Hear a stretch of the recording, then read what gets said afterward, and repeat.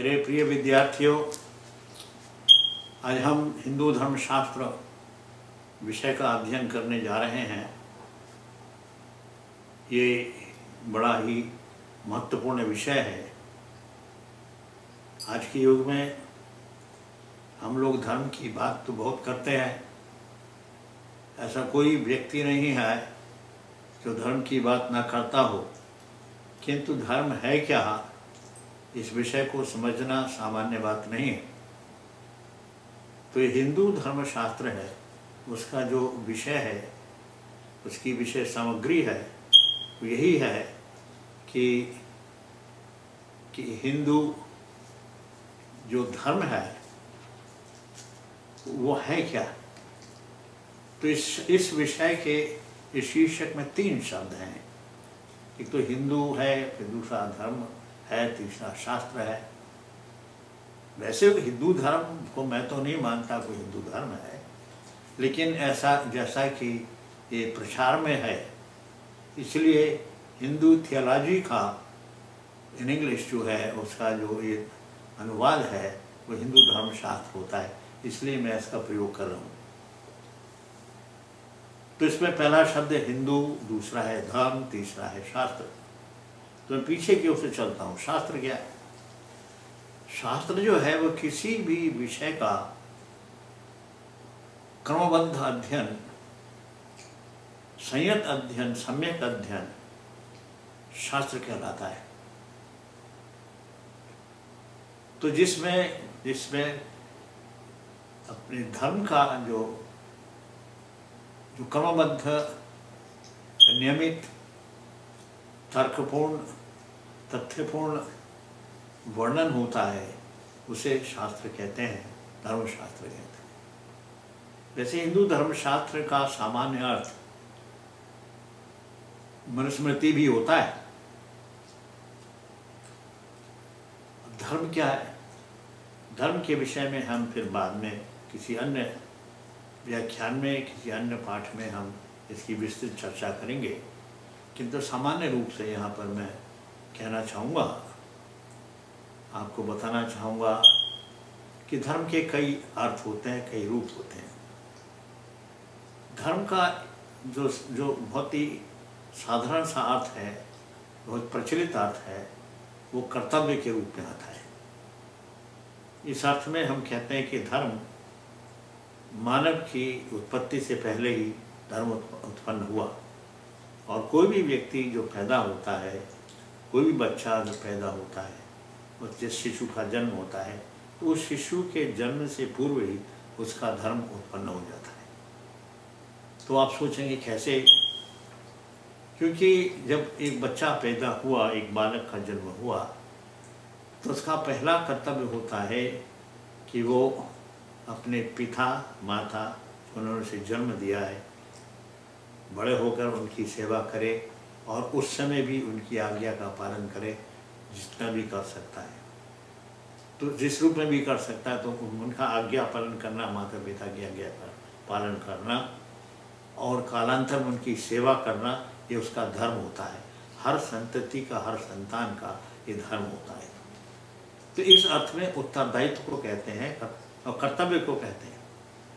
अब जैसे एक अधिकारी है, किसी कार्यालय में है, किसी मंत्रालय में है, कोई मंत्री है, कोई राजा है, कोई पुलिस कमिश्नर है, तो इन सबका जो भी कोई भी अधिकारी, अध्यापक है, यहाँ तक कि जो सेवक है, सामान्य सेवक है, उसकी जो ड्यूटीज़ हैं, जो उसका जो उसे जो उत्तरदायित्व निभाना है उसका है, वो उत्तरदायित्व भी उसका भी धर्म होता है। तो पुलिस कमिश्नर का धर्म है कि वो जनता की, नागरिकों की रक्षा करे। राजा का धर्म है कि जनता की, नागरिकों की सारी आवश्यकताओं की पूर्ति करे, सुरक्षा की व्यवस्था करे, अन्न जल की व्यवस्था करे, वस्त्र की व्यवस्था करे, उनकी जीविका की व्यवस्था करे, उनके स्वास्थ्य की व्यवस्था करे। ये राज्य के का धर्म है, राजा का धर्म है, तो वो राजधर्म कहलाता है। इसी तरह अधिकारी का धर्म, जो भी अध्यापक का धर्म है कि वो अपने शिष्यों को सदाचार युक्त बड़ी सुंदर शिक्षा दे, अपने आचरण से भी शिक्षा दे, अपने व्याकरण से भी शिक्षा दे, अपने वचनों से भी शिक्षा दे। तो ये अध्यापक का धर्म है। तो इसको उत्तरदायित्व के अर्थ में ये भी धर्म माना जाता है, धर्म है। पत्नी का धर्म है पति की सेवा करे, पतिव्रता रहे। पति का धर्म है पत्नी की रक्षा करे, पत्नी की इच्छाओं का सम्मान करे, पत्नी को की आवश्यकताओं की पूर्ति करे। ये पति का धर्म है। तो इसी प्रकार से धर्म का अर्थ बदल जाता है देश काल के अनुसार, परिस्थिति के अनुसार और प्रसंग के अनुसार इसका अर्थ बदल जाता है। तो वो अर्थ इसका अर्थ होता है, उत्तरदायित्व होता है। अब जो चरित्र से संबंधित होते हैं, अध्यात्म से संबंधित होते हैं, मानव जीवन से संबंधित होते हैं, वो गुण जो व्यक्ति में होते हैं तो उसे वो धर्म के लक्षण माने जाते हैं। ऐसे धृति, क्षमा, दमो, स्थैर्य। धृति मनुष्य में हो, धैर्य धारण करे।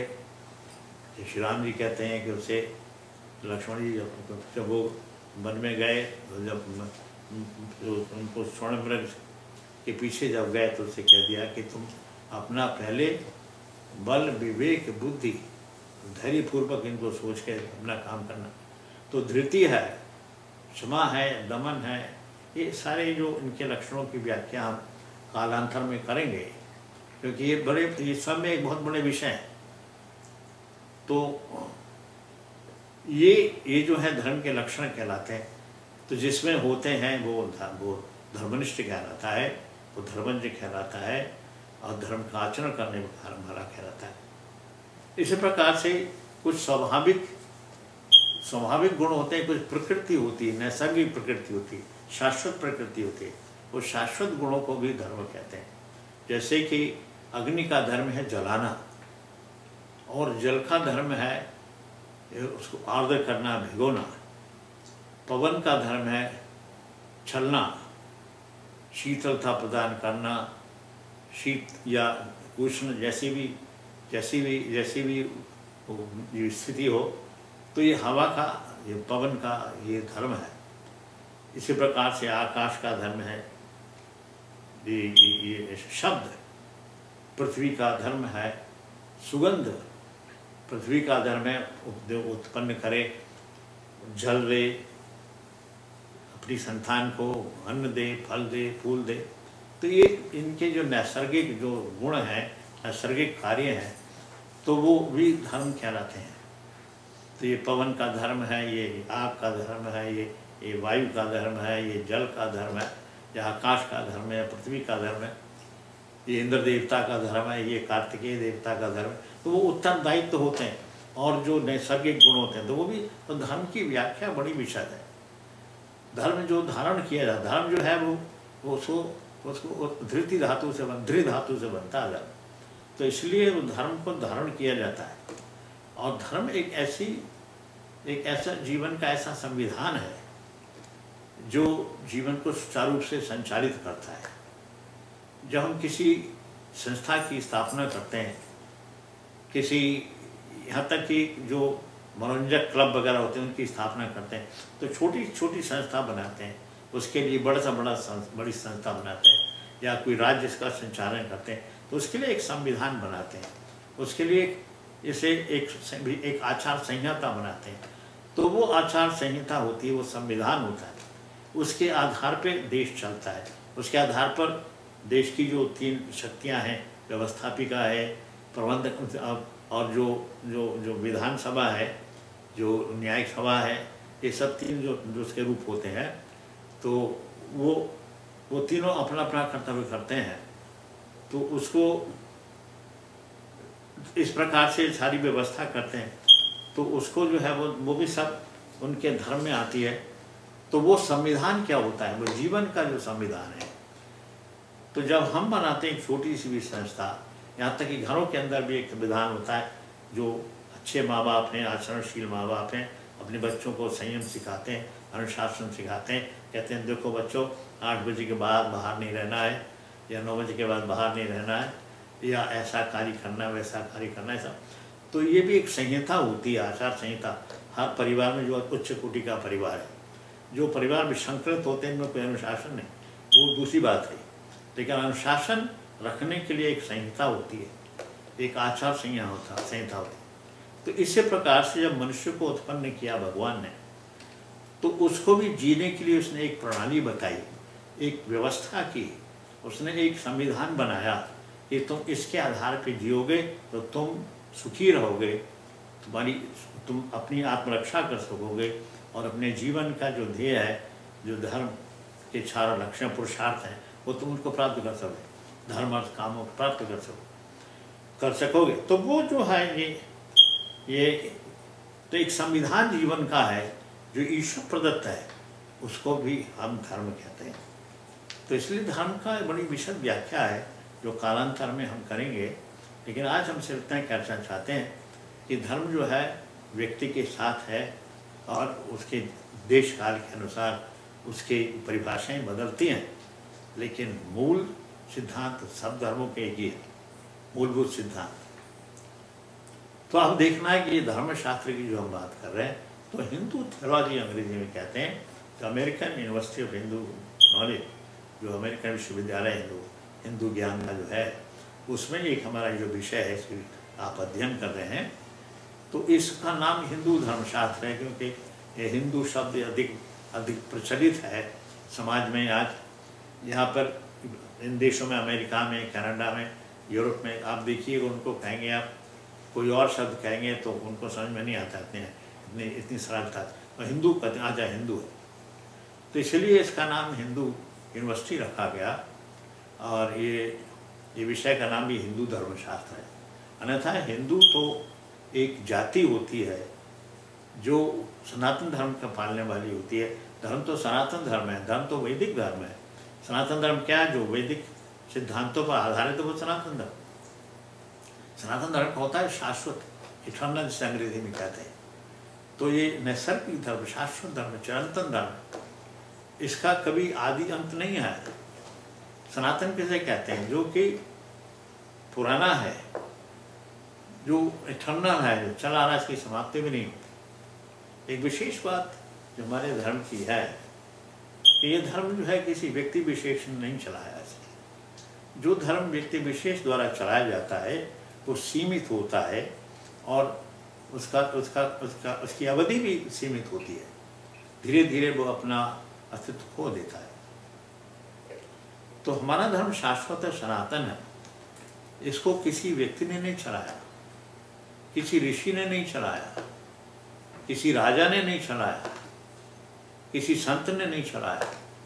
ये जो है शाश्वत है, पुरातन है, चिरंतन है। ये मनुष्य के जन्म के साथ ही उत्पन्न हुआ है।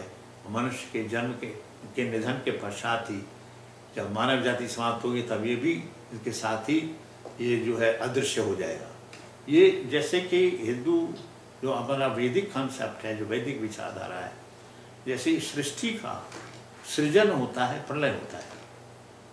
तो जब सृष्टि जो है प्रकट होती है, तो वो जो प्रकटीकरण है, तो प्रकटीकरण जो है, तो प्रकटीकरण के साथ ही सृष्टि के प्रकटीकरण के साथ ही धर्म का भी अभ्युदय होता है। ये ऐसा, इसलिए उसको निश्रेयस भी कहते हैं अभी। तो ये धर्म के विषय में कुछ थोड़ा सा मैंने कहा। अब उसको हिंदू धर्म भी कहते हैं। ये बड़ी समस्या है, क्योंकि धर्म तो सनातन धर्म है, और उसके जो फॉलोअर्स हैं, उसके जो अनुयायी हैं, वो उनको हिंदू कहते हैं, आर्य कहते हैं। और धर्म तो वैदिक है, सनातन है। लेकिन ये समय के साथ बहते हुए लोगों ने स्वीकार कर लिया कि भाई हिंदू, हम हिंदू हैं, पालन करते सत्य सनातन धर्म। तो हिंदू शब्द हम लोग कौन हैं? इतिहास बताएगा। आप इतिहास देखिए, तो इतिहास में जो है हमारे पूर्वज आर्य थे। वर्ल्ड की संसार का पूरा इतिहास, विश्व के इतिहास में आपको पता चलेगा कि ये आर्य जाति थी यहाँ पर, जिसका अभ्युदय हिमगिरी के आंचल में हुआ। तो जो विदेशी साहित्यकार हैं वो कहते हैं कि आर्यों का अभ्युदय वो जो मध्य एशिया में हुआ, कुछ लोग कहते हैं डैन्यूब नदी के किनारे हुआ, तो ऐसा भी कुछ बोलते हैं, लेकिन ये तर्क शून्य बातें हैं। और जो बाल गंगाधर तिलक हैं, ए के दत्त हैं, ऐसे जो इतिहासकार उन्होंने लिखा है, स्पष्ट लिखा है कि आर्यों का अभ्युदय हिमालय की तलहटी में हुआ, हिमालय की घाटी में हुआ। तो उसमें ईश्वर प्रसाद जैसे वो भी कहते हैं भारतीय हैं, तो वो औरों के वो विदेशियों के चश्मे से देखते हैं। ईश्वर प्रसाद का जो इतिहास बड़ा प्रसिद्ध है, हमने भी पढ़ा था अपने विद्यार्थी काल में।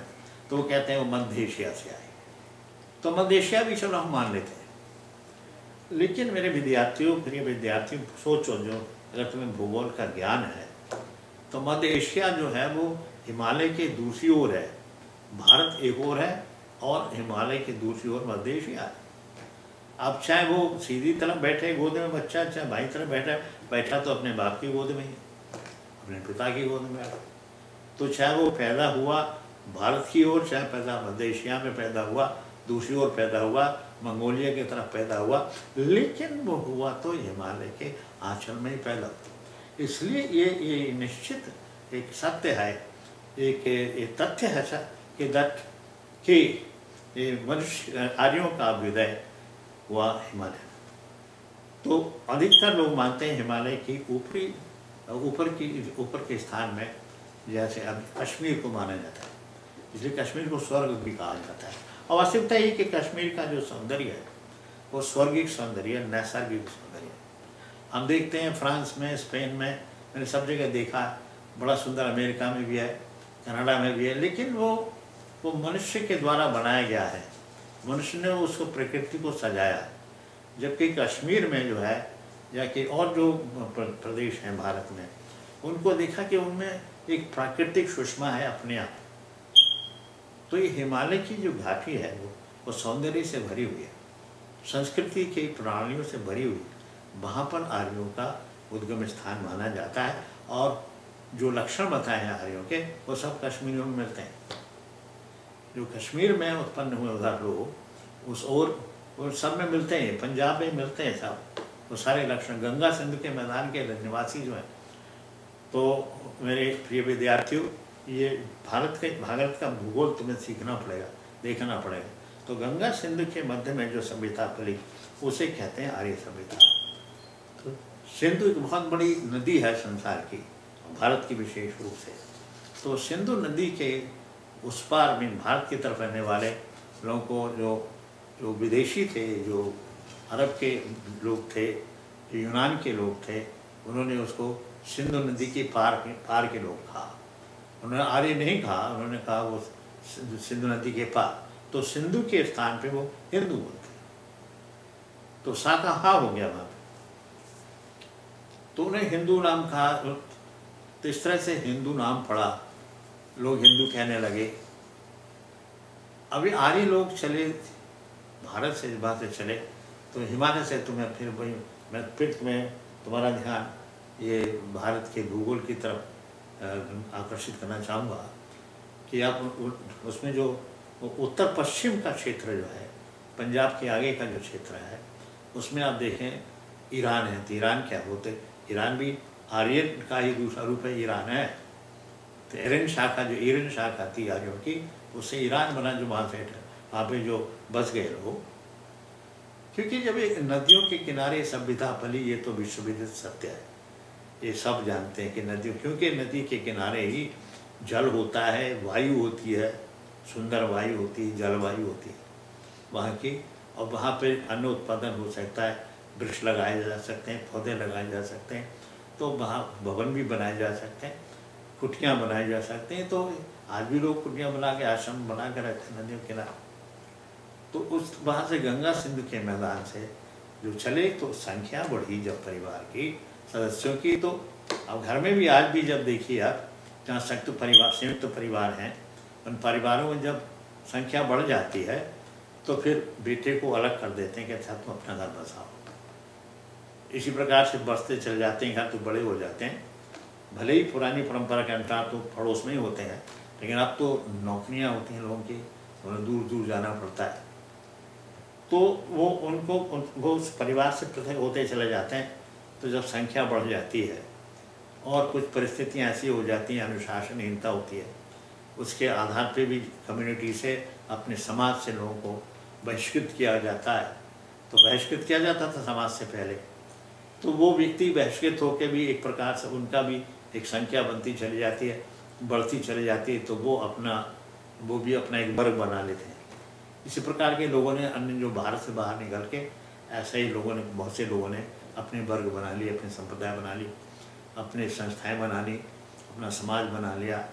उन्हीं नियमों का कुछ परिष्करण करके या थोड़ा परिवर्तन करके उन्हीं नियमों को पालन किया।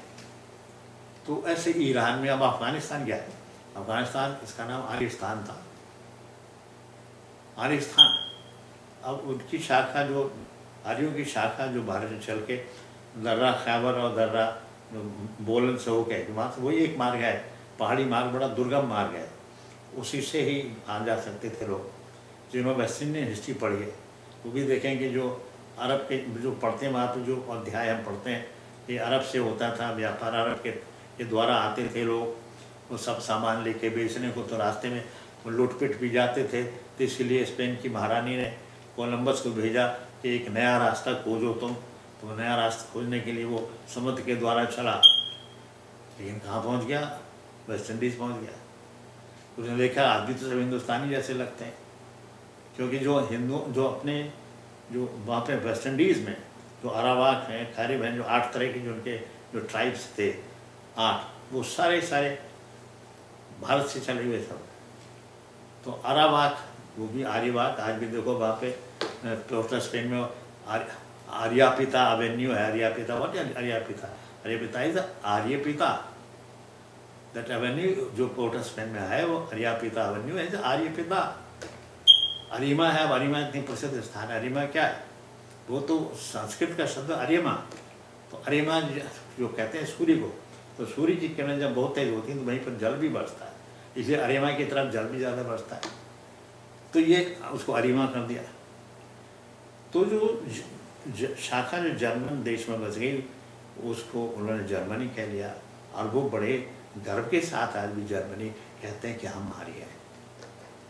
हम लोग जो भारत के हैं, भले ही कुछ लोग वो इसमें संकोच कर जाए, किंतु वो लोग बड़े गर्व और पूर्वक कहते हैं, और कहते हैं हमारे जो ज्ञान हमें वेदों से मिला है, और कहते हैं ये हमारे पास है, उनके पास है हस्तलिखित पांडुलिपियाँ। ऐसी ही बटन नाम की शाखा जो थी आर्यों की, वो जब भारत से चलते चलते अरब से होकर सब निकले, क्योंकि रास्ते ही और दूसरा नहीं था, हिमालय को पार करके जाना कठिन था, तो इसलिए वो सब, अब तो एवरेस्ट पे पहुंच गए लोग, लेकिन पहले नहीं, अब तो वायुयान से चले जाते हैं, लेकिन पहले वायुयान नहीं था ऐसा जिसको कि हम इस रूप में देखते हैं। तो वो जो ब्रिटेन में जाके, ब्रिटेन नाम की शाखा जो स्थापित हुई वहाँ, उससे ब्रिटेन देश बन गया, और आगे अलास्का होते हुए जो जुड़ा हुई थी, यूरोप और अमेरिका जुड़ा हुआ था, अलास्का से होते हुए लोग पैदल चलते ये सब के धीरे चलते पहुंच गए, अमेरिका पहुंच गए। तो आजकल हमें कनाडा में भी तो क्या है, native Indians, they don't say Canadians, they say native Indians. America में क्या था, red Indians, what Indians they look red, all red Indians, in Suriname red Indians. तो what they are, why they don't say red Americans or red Europeans, they say red Indians, because they come from, वो क्योंकि वो भारत से आए थे, इसलिए उनका नाम जो है रेड इंडियन है, उनका नाम नेटिव इंडियन है। और वही चल के आगे सुझाए, वो अरावाक और कैरिब बने, आके चले आए दूसरे जो मध्य अमेरिका है, सेंट्रल अमेरिका है, उससे होते हुए पहुँच गए। ये सब जुड़ा हुआ था, तो पहुँच गए नॉर्थ जिसमें वेस्ट इंडीज में पहुँच गए, वहाँ से दक्षिण अमेरिका में चले गए। तो उसके आगे उस विषय में कुछ थोड़ा सा मतभेद है। कुछ लोग कहते हैं कि एक शाखा जो हिमालय से चली थी, वो चलते चलते अफ्रीका देश में वहीं से दक्षिण अमेरिका से होकर गई, या फिर वो द्रविड़ों की शाखा वहाँ से हिंद महासागर से होती वहाँ पहुँची, क्योंकि ये व्यापार होता था, जल से व्यापार होता था। ये बहुत ही ये स्वयं सिद्ध बात है।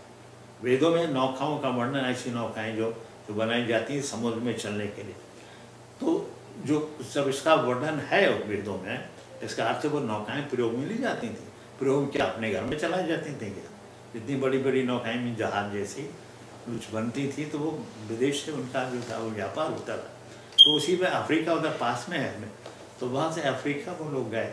तो कुछ लोग कहते हैं द्रविड़ शाखा गई वहाँ से, कुछ लोग कहते हैं कि अफ्रीका में ही मनुष्य का जन्म हुआ। ये अलग अलग जो विचारधाराएँ हैं, इस विषय में अभी हम कुछ नहीं कहेंगे, लेकिन जब इस विषय पे और विस्तार पूर्वक बात करेंगे, जब हमारा विषय आएगा कि संसार का निर्माण रचना कैसे हुई, उसमें तब हम वो बात इस विषय पर चर्चा करेंगे। तो ये हमारे जो पूर्वज थे वो आर्य थे। हमको ये सिद्धांत जो स्वीकार करना चाहिए, हमारे पूर्वज आर्य थे और हम आर्य हैं। हमको ये हिंदू नाम जो है ये विदेशियों ने दिया, लेकिन ये क्यों हमारा नाम हिंदू पड़ गया, इस विषय में मैं अगले उसमें पाठ में बातचीत करूँगा, बताऊँगा। क्योंकि इसमें केवल इतना ही कहना है कि ये हिंदू शब्द जो है ये 7वीं शताब्दी में 712 ईस्वी में जब जो मोहम्मद बिन कासिम के सेनापतित्व में जो आक्रमण किया अरब के लोगों ने, तो उसमें पहली बार भारत में यवनों का प्रवेश हुआ। तो उन्होंने इसको सिंधु के पार वाले लोगों को हिंदू कहकर पुकारा, और तब उससे फिर हिंदू बन गया। और हिंदू से मैं आपको सिद्ध करूँगा अगले अपने व्याख्यान में कि हमने क्यों स्वीकार कर लिया। यानी कि हम मूर्ख हैं, हिंदू मूर्ख नहीं। उन्होंने इसलिए कि वेद में ऐसी व्यवस्था है कि सा का हा बन जाता है, जो मैं आपको प्रमाण करूँगा बाद में। तो इसलिए, लेकिन जब नाम पड़ गया, हिंदू पड़ गया नाम, और तब से अब तक जो विदेशी शासक थे वो सब हिंदू कहते रहे हमें, तो ये हिंदू नाम चिपक जाता है। किसी से आप कहते रहो, कोई भी नाम ले लो, आपके यहाँ कुत्ता है, उसका नाम आप टॉमी कहते हैं, उसका नाम तो कुछ भी नहीं। टॉमी को समझ जाएगा हमारा नाम टॉमी वो आ जाएगा। किसी आदमी को बैठो, जैसे हमारे कई शिष्य थे, एक शिष्य था उसका नाम था सोमनाथ रामपाल, लेकिन हम पता ही नहीं था, हम उसको वासुदेव कहते थे। तो वासुदेव कहते, एक दिन फिर ऐसा हो गया कि लोग उसे वासुदेव कहने लगे, और हमें उसका नाम बाद में पता चला, और वो भी वासुदेव के नाम से आ जाता था। तो वासुदेव आना भाई था, तो वासुदेव आता। तो नाम जब एक नाम को नित्य प्रयोग में करो तो उस व्यक्ति के साथ चिपक जाता है। वरना तो नाम तो होता ही नहीं, नामकरण समय कोई नाम दिया जाता है, आत्मा का कोई नाम होता है। तो ये नाम चिपक गया हमारे साथ। तो कहने का अर्थ है कि हम हिंदू हैं, हमने स्वीकार कर लिया, हम हिंदू हैं, पालन करते सत्य सनातन धर्म। तो हिंदू एक जाति है जो सनातन धर्म का पालन करती है। सनातन धर्म की अनुयायी जाति को हिंदू कहते हैं। तो जो हिंदुओं की का जो धर्म है, जो कर्तव्य श्रृंखला है, जो उनकी जो है उत्तरदायित्व श्रृंखला है, जो उनके जीवन का आचरण संहिता है जिनकी, उसे धर्मशास्त्र कहते हैं।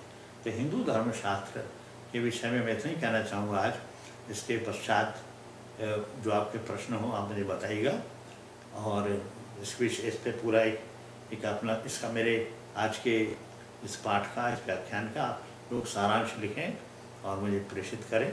और कोई शंका हो, कोई प्रश्न हो वो मुझसे पूछें। आज बस इतना ही।